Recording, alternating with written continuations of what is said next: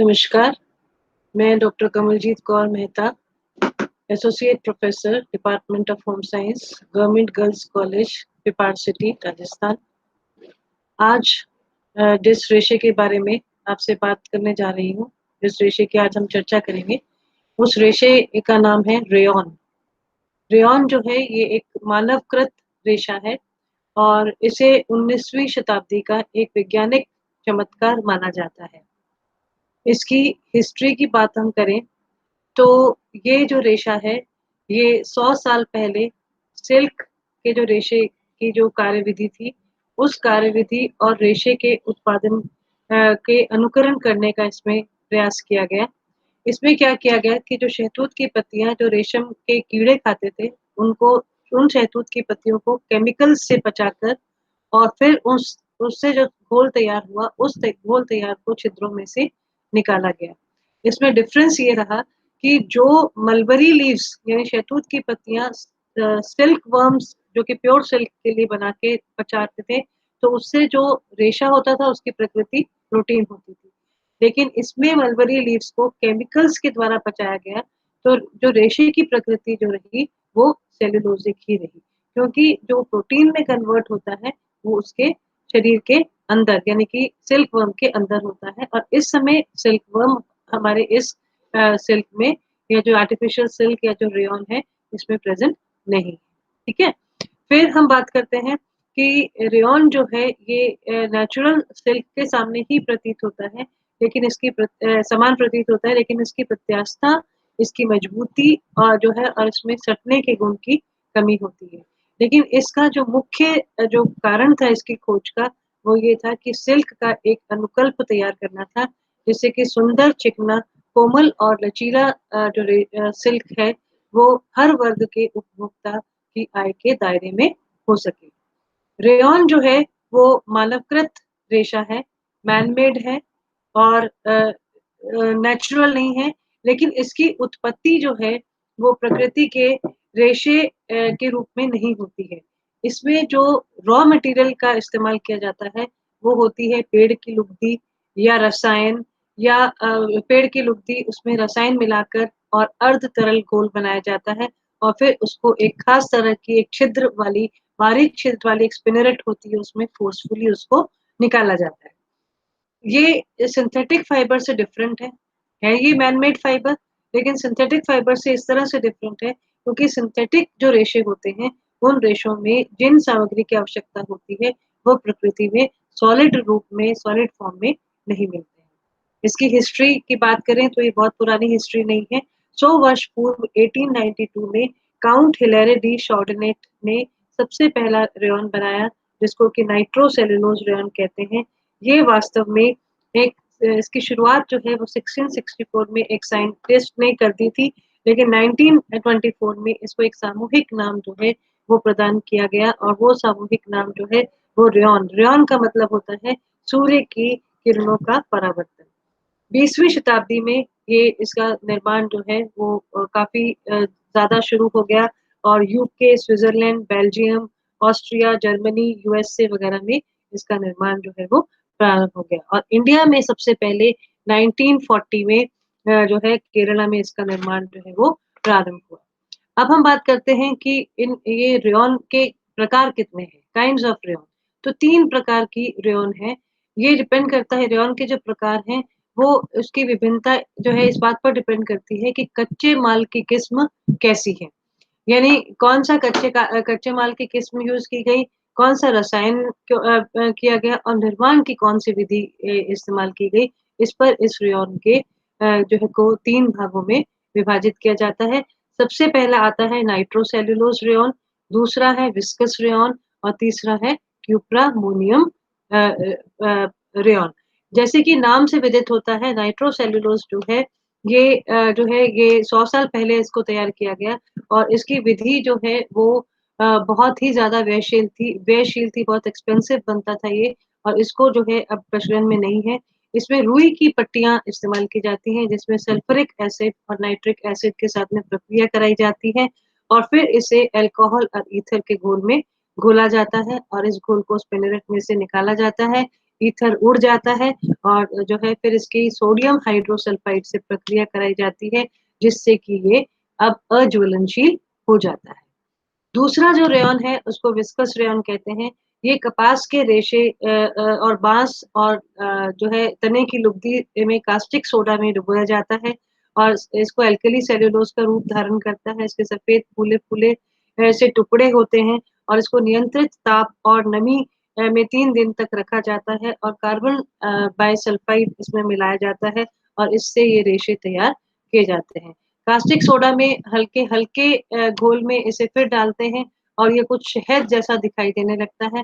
कुछ समय तक इसको एजिंग प्रोसेस यानी रेस्टिंग प्रोसेस में रख दिया जाता है और फिर इसमें इसको स्पिनरेट में से निकाला जाता है और डाइल्यूट सल्फ्यूरिक एसिड का इस्तेमाल किया जाता है, जिससे कि ये कड़े हो जाते हैं।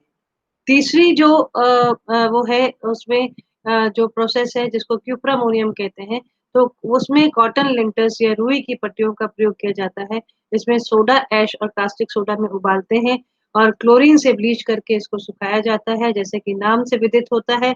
इसमें कॉपर ऑक्साइड और अमोनियम हाइड्रॉक्साइड का घोल तैयार किया जाता है और ये गाढ़ा घोल जब स्पिनरेट में से निकालते हैं, तो इसमें रेशों को कुछ मोटा ही रखा जाता है और बाद में खींचकर इसकी बटाई की जाती है, जिसको कि स्ट्रेच स्पिनिंग कहते हैं। तो ये जो है ये 3 प्रकार के जो है ये मैंने आपको रेयॉन्स बताए। ये रेयॉन्स जो हैं ये इस बात पर इनकी जो क्या इस्तेमाल किया गया, कौन-सी कच्ची सामग्री इस्तेमाल की गई, कौन से केमिकल्स इस्तेमाल किए गए और कौन-सी प्रोसेस इस्तेमाल की गई, इसके बेसिस पर ही इसका जो है वर्गीकरण किया जाता है। अब हम बात करते हैं कि अब ये जो आपका रेशा तैयार होकर निकला, अब इसके लिए और आगे क्या तैयारी करनी है? तो रेयॉन की जो तैयारी की जाती है रेशे के लिए, उसमें सबसे पहली जो प्रोसेस होती है, उसको कहते हैं चमक कम करना या डीलस्टरिंग। यानी ये इतने अत्यधिक चमक वाले होते हैं कि इनकी चमक आँखों को अच्छी नहीं लगती है। तो इसकी चमक को कम करने के लिए एक खास तरह का केमिकल जिसको टाइटेनियम जो है डाइऑक्साइड कहते हैं, ये सॉल्यूशन के अंदर ही मिला दिया जाता है, स्पिनरेट में डालने से पहले इसको उसी में ही डाल दिया जाता है और स्पिनिंग जो है वो धागे का निर्माण किया जाता है। उसके बाद में सॉल्यूशन में मिला दिया जाता है।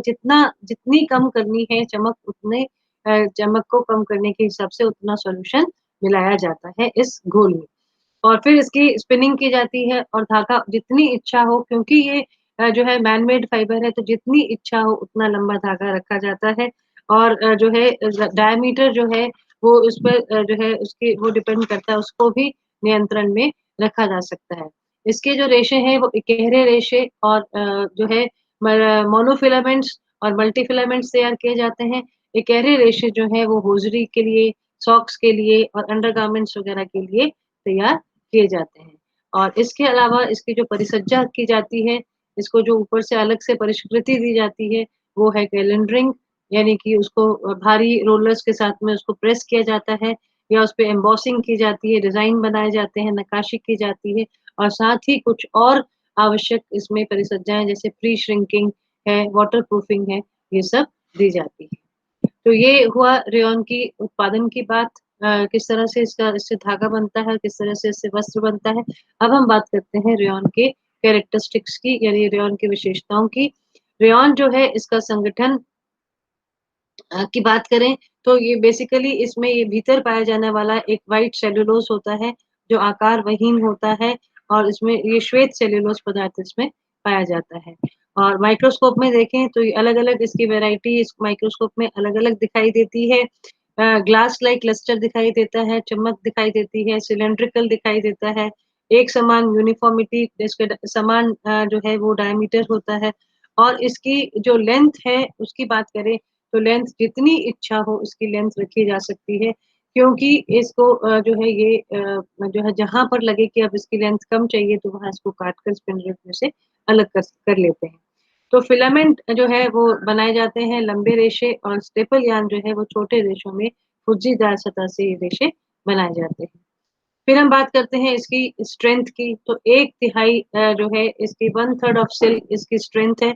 जितनी सिल्क की होती है उससे 1/3 इसकी स्ट्रेंथ होती है, लेकिन ऊन की अपेक्षा ये अधिक होती है।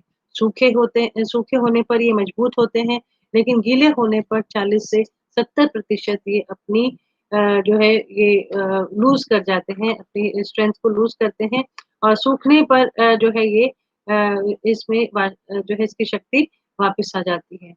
और तन्यता और तनाव सामर्थ्य का इसमें अभाव होता है और इसको सिलाई के स्थान पर इसीलिए कहीं-कहीं पर जहाँ सिलाई में इसको डाला जाए, इसको इसका अक्सर प्रयोग जो है वो अस्तर कपड़ों में अस्तर लगाने के लिए जैसे हम जो कोट पैंट और बाहरी जो चीज़ें बनवाते हैं उसमें जो अंदर अस्तर लगता है उसके लिए इस रेयॉन का प्रयोग होता है अधिकतर। तो वहाँ से रेयॉन जो है ये स्लिप मतलब वो अपनी जो है जो सिलाई है वहाँ से छूटने का डर रहता है क्योंकि इसमें तनाव सामर्थ्य कम होता है।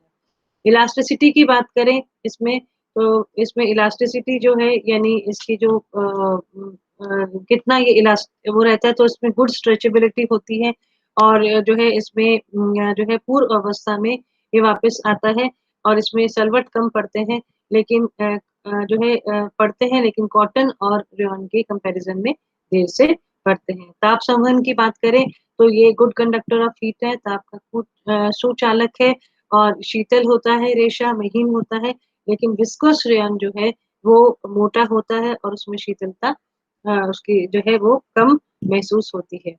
और इसकी सलवट प्रतिरोधकता की बात करें क्रीज़ रेज़िस्टेंस की तो इसकी शक्ति कम होती है, सलवट देर से पड़ते हैं और जो है लटकाने पर ये हट जाते हैं। और अवशोषकता की बात करें तो इसकी एब्ज़ॉर्बेंसी जो है पानी को सोखने की क्षमता सिल्क के समान होती है, इसकी आर्द्रता जो धारक है वो क्षमता वो 13% होती है, नमी को ये सोखते हैं और वस्त्र में नमी जो है वो ठहरी रहती है, बाहर नहीं निकलती है, लेकिन ऊपर से देखने पर जब ऊपर से उसको आप छुएँगे, तो आपको सतह से पता नहीं चलता है।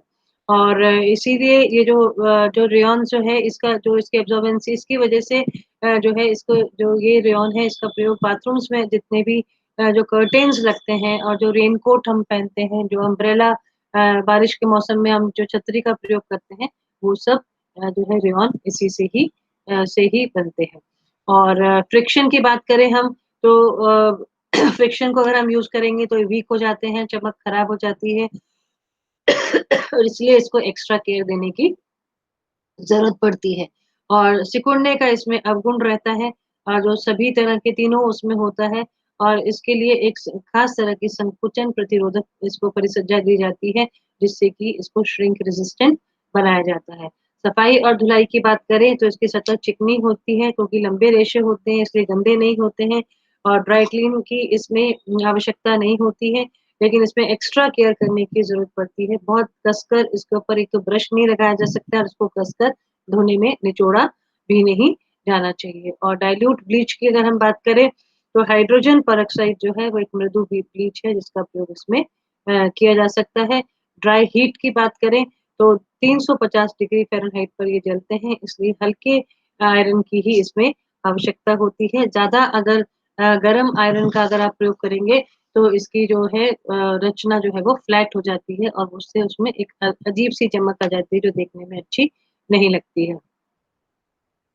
अब हम बात करते हैं इफेक्ट ऑफ डाइंग की। डाइज़ ये अच्छे रंग पकड़ता है, फेड नहीं होते हैं, इसीलिए इनका प्रयोग जो है वो कर्टेन्स में भी किया जाता है। फिर हम बात करते हैं कीड़े और फफूंद की, तो इसमें फफूंदी का इफ़ेक्ट वैसा ही है जैसा कॉटन में होता है। कॉटन अगर गीली कॉटन को अगर आप जो है तय करके रख देंगे तो फफूंद आ जाती है और जो है इसीलिए लेकिन इसको जो है मिल्ड्यू रेज़िस्टेंट भी बनाया जाता है। खास तरह की एक परिचर्या दी जाती है और इसीलिए इसको पानी वाले स्थान पर यानी बाथरूम्स में भी इसको कर्टेन की तरह से प्रयोग में लाया जा सकता है। और कीड़े इसमें नहीं लगते हैं लेकिन अगर स्टार्च लगी हुई हो तो एक सिल्वर फिश नाम का जो कीड़ा है वो इसमें लगता है। एसिड और एल्कली अम्ल और क्षार के प्रभाव की बात करें तो जितने भी अकार्बनिक जो है वो एसिड्स हैं और अकार्बनिक एसिड्स इस पे प्रतिकूल प्रभाव डालते हैं, कार्बनिक एसिड प्रतिकूल प्रभाव नहीं डालते हैं। और क्षार जो है जो साबुन में एल्कली होती है, उसको सहने की इसमें क्षमता होती है, पर कपास और लिनन से कम होती है।